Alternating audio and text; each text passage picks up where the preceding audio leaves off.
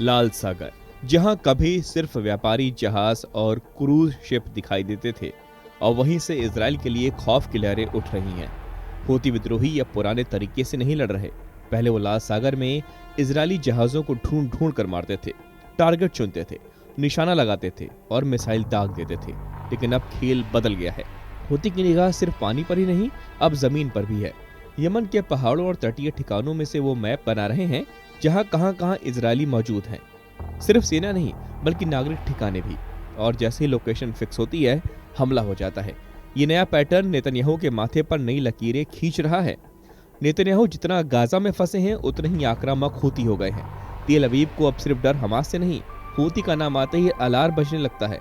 Netanyahu की cabinet सोचती है कि गाजा में दबाव बढ़ाकर हमास को तोड़ा जाए, और तभी हूती सैकड़ों किलोमीटर दूर से मिसाइल दागकर तेल अवीव को हिला देते हैं। पिछले कुछ महीनों का आंकड़ा साफ है। इजराइल के शहरों में सायरन पहले से ज्यादा बज रहे हैं और लोग घर से निकलने से पहले आसमान की तरफ देख रहे हैं। गली, बाजार, स्कूल, हर जगह डर का साया है।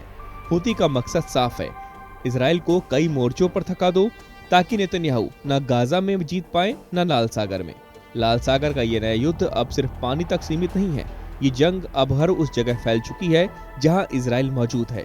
यही बात इस लड़ाई को सबसे खतरनाक बना रही है।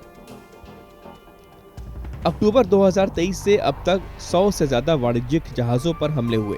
केवल जुलाई 2025 में ही 2 बड़े जहाज मैजिक सीज और इंटरनिटी सीड डुबा दिए गए।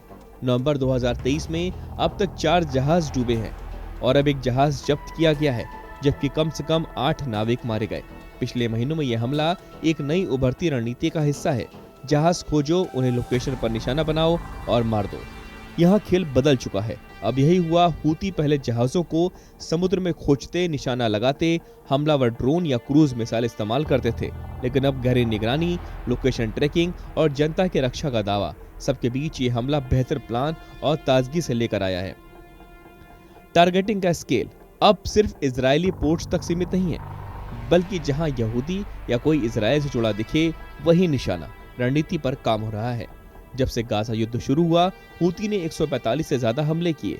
आर्थिक दबाव, रूट डायवर्शन, बीमा लागत बढ़ी है। कई विदेशी कंपनियां हूती के डर से शिपिंग रूट्स में बदलाव कर दूसरे रास्तों पर जा रही हैं। दक्षिण अफ्रीका के केप के जरिए जाना महंगा हो गया। लाल सागर का व्यापार लगभग 75% घट गया था। नेतन्याहू अगर गाजा में हमास से निपटने की रणनीति बना रहे हों, तो हूती उनकी नींद हराम कर रहे हैं, तेल अवीव को सीधे टारगेट करके। यह रणनीति इतनी खतरनाक दिशा में बढ़ रही है कि लाल सागर अब सिर्फ समुद्र नहीं, ये जंग का एक नया फ्रंट बन चुका है।